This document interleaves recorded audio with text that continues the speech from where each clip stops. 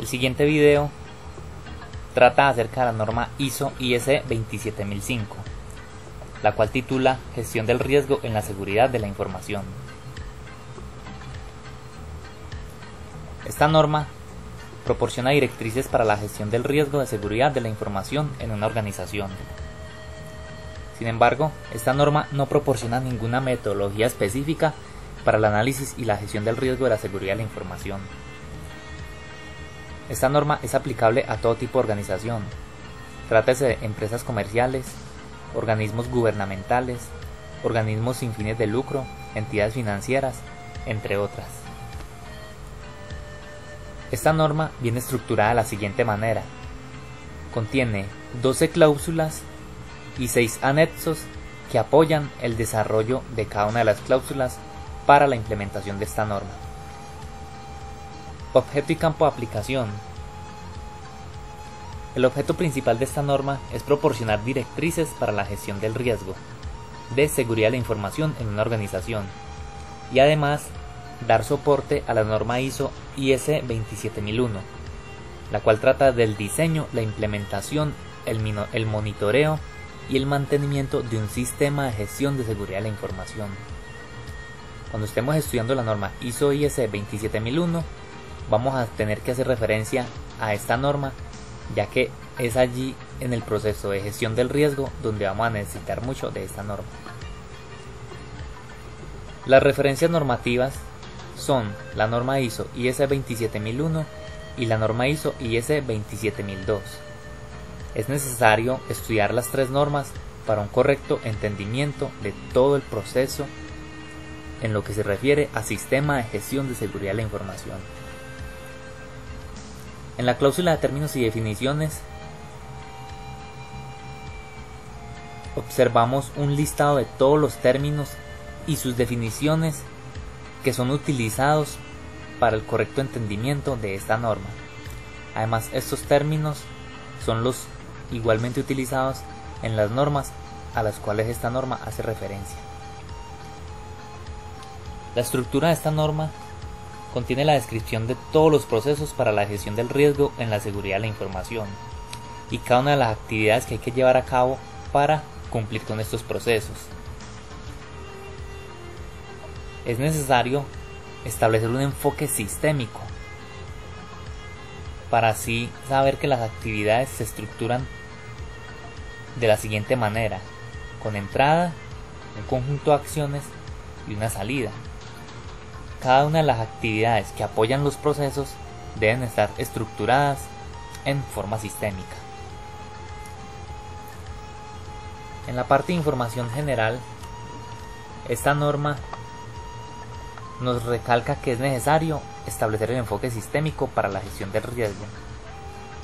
Es allí donde vemos todas las ventajas que tenemos cuando establecemos una correcta gestión del riesgo, como por ejemplo, logramos identificar todos los riesgos, valorar los riesgos en términos de sus consecuencias y probabilidad de ocurrencia, priorizar el tratamiento de los riesgos, participación de los interesados en la gestión y mantenerlos informados, y además educar a todos los directores y al personal involucrado en el proceso de gestión del riesgo.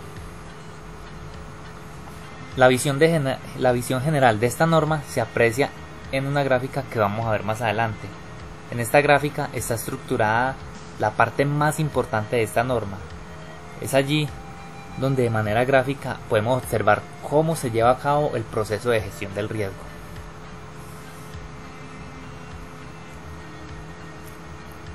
Las siguientes cláusulas que componen esta norma las vamos a describir a continuación.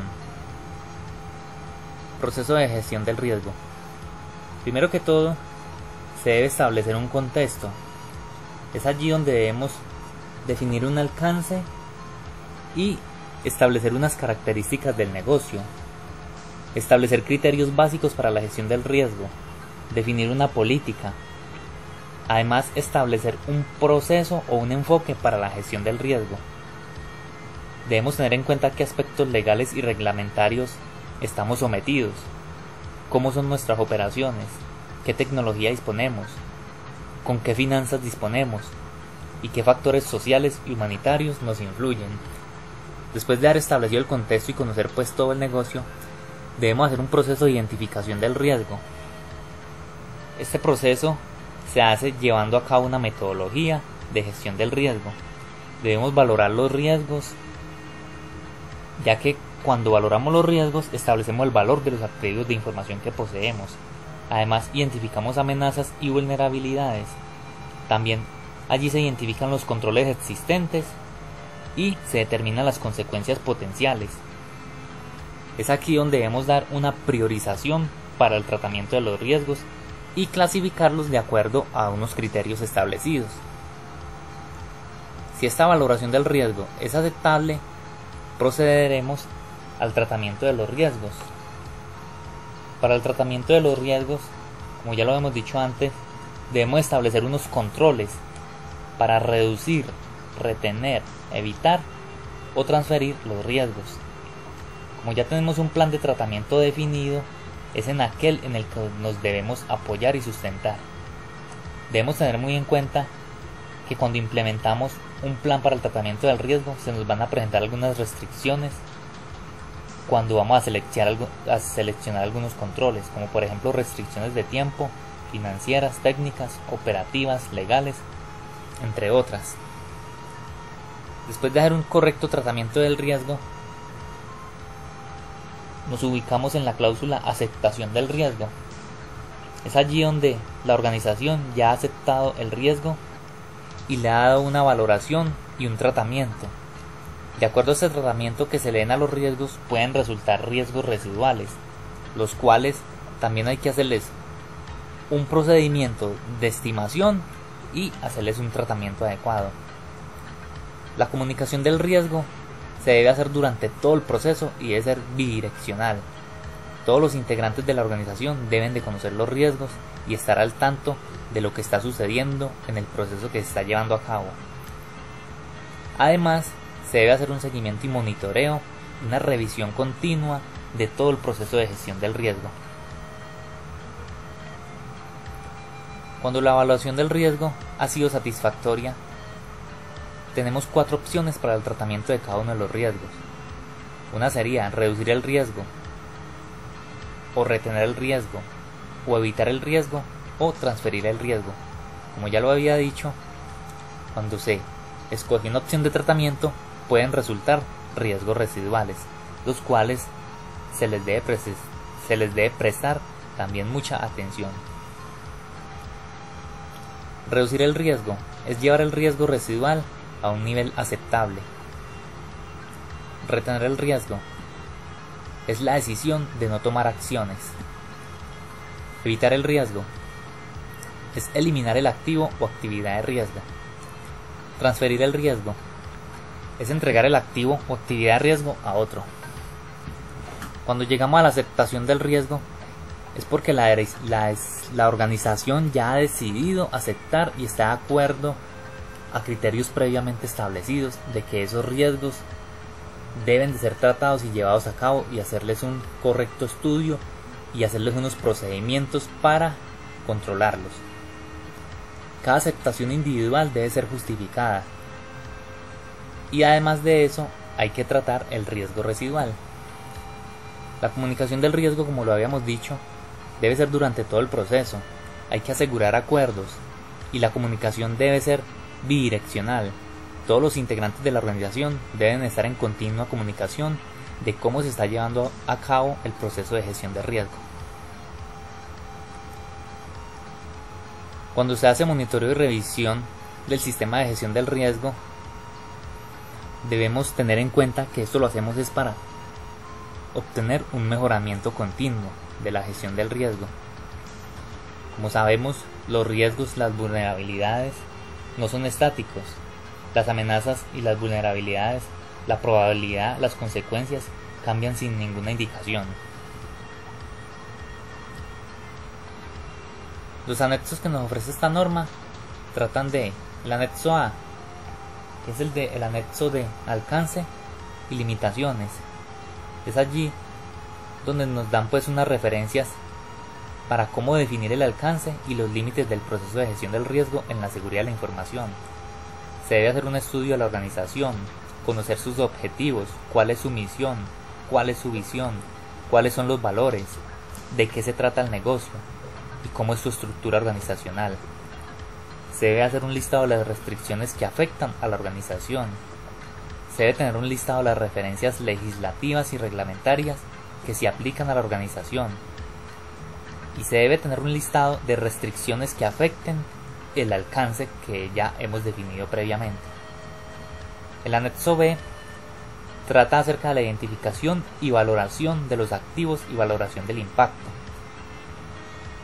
Es allí donde hacemos un inventario de activos y los caracterizamos de acuerdo a criterios, pueden ser primarios o secundarios. Nuestros activos primarios serían todas las actividades y procesos de negocio y además la información. Nuestros activos secundarios serían el hardware, el software, las redes, el personal, la ubicación, es decir, toda la infraestructura la cual soporta nuestros procesos y nuestra información. Aquí en este anexo B se dan claros ejemplos y definiciones de cada uno de los activos, cómo debemos valorarlos y cómo debemos valorar el impacto de cada uno de ellos. En el anexo C nos dan claros ejemplos de amenazas comunes. Allí nos explican que estas amenazas pueden ser deliberadas, accidentales o ambientales, como por ejemplo fuego, sismos, pérdida de servicios, radiación, hurto, etc.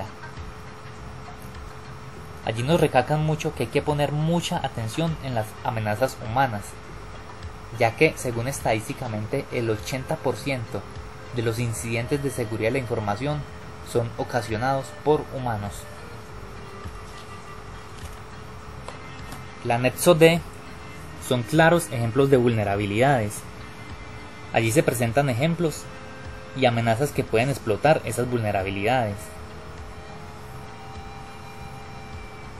Nos dan una guía de cómo buscar esas vulnerabilidades en nuestra organización y cómo tratarlas. Las búsquedas pueden ser automáticas o manuales. El anexo E nos proporciona diferentes enfoques para la valoración del riesgo en la seguridad de la información. Allí se dice que hay que establecer un proceso de identificación de activos, de amenazas, de vulnerabilidades y determinar su tratamiento. Este anexo nos facilita algunas matrices para la valoración de los activos y hacer algunos cálculos estadísticos, como por ejemplo para establecer con qué probabilidad puede ocurrir un incidente de seguridad o se puede materializar una amenaza. El anexo F trata de restricciones para la reducción del riesgo.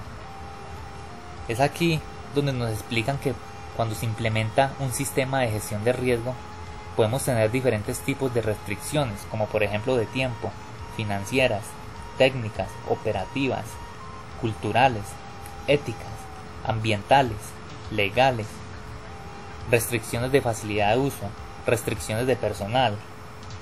Y es allí donde debemos poner mucha atención en la integración de los controles nuevos con los controles que ya posee la organización.